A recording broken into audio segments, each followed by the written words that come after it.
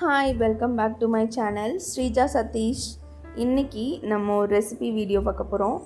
ஒரு continental dish recipe. வாங்க நம்ம வீடியோக்குள்ளே போகலாம். இன்றைக்கி பாலக்கீரை வச்சு ஒயிட் சாஸ் ஸ்பினாச் எப்படி பண்ணலான்னு பார்க்கலாம். அதுக்கு ஃபஸ்ட்டு கடாயில் பட்டர் ஒரு டேபிள் ஸ்பூன் விட்டுக்கோங்க. பட்டர் நல்லா மெல்ட் ஆனதுக்கப்புறமா கார்லிக் குட்டி குட்டியாக சாப் பண்ணி அதையும் சேர்த்துக்கோங்க. ஒரு டேபிள் ஸ்பூன் அளவுக்கு கார்ன்ஃப்ளவர் மாவு சேர்த்துக்கோங்க. நல்லா மிக்ஸ் பண்ணிக்கலாம். இப்போ 100 ml ஆஃப் மில்க் சேர்த்து நல்லா மிக்ஸ் பண்ணிக்கிட்டோம்.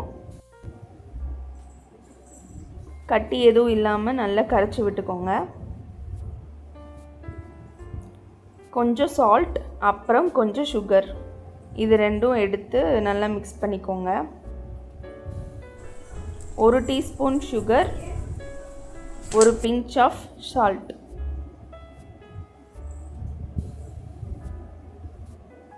உங்களுக்கு ஸ்வீட்னஸ் வேணும்னா இன்னும் கொஞ்சம் கூட சேர்த்துக்கலாம். நல்லா மிக்ஸ் பண்ணிக்கோங்க.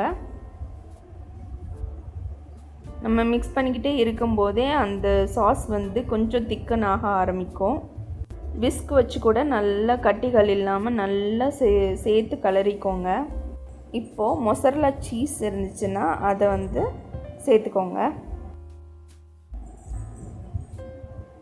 சீஸ் கண்டிப்பாக சேர்க்கணும். அது ஸ்லைஸாக இருந்தாலும் சரி, க்யூபாக இருந்தாலும் சரி, துருவினதாக இருந்தாலும் சரி, ஏதாவது ஒரு சீஸ் சேர்த்துக்கோங்க.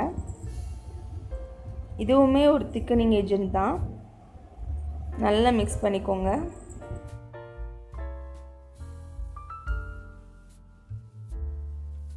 ஒயிட் சாஸ் ரெசிபீஸ் எல்லாத்துலேயுமேவும் சீஸ் நம்ம சேர்த்தோன்னா சீஸோட ஃப்ளேவர் தெரியவே தெரியாது. அது திக்கனிங் ஏஜென்ட்டாக மட்டும்தான் ஹெல்ப் பண்ணும்.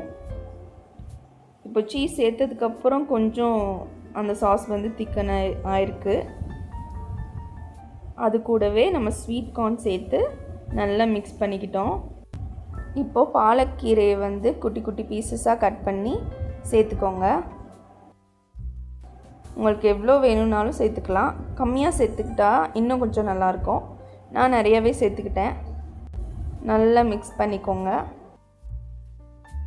நல்லா கலந்து விட்டதுக்கப்புறமா ஒரு 5 to 7 மினிட்ஸ் குக்காக விட்டுடலாம். நல்லா குக் ஆனதுக்கப்புறம் பெப்பர் பவுடர் கொஞ்சம் சேர்த்துக்கோங்க. பெப்பர் பவுடர் சேர்த்துட்டு நல்லா மிக்ஸ் பண்ணிக்கலாம். இப்போ கொஞ்சம் சில்லி ஃப்ளேக்ஸ் ஆட் பண்ணிக்கலாம். இதை நல்லா மிக்ஸ் பண்ணிவிட்டு நம்ம சர்வ் பண்ணிக்கலாம். அவ்வளோதான். சாண்ட்விச் மாதிரி செஞ்சு எடுத்துக்கலாம். இந்த சாஸ் உள்ளே வச்சு சாண்ட்விச்சாகவும் செஞ்சு சாப்பிட்டுக்கலாம்.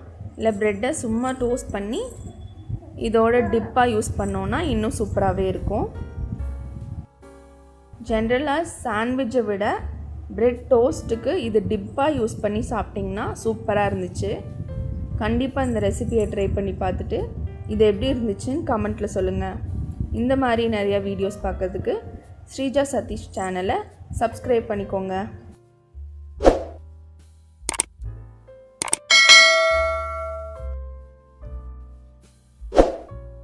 Thanks for watching.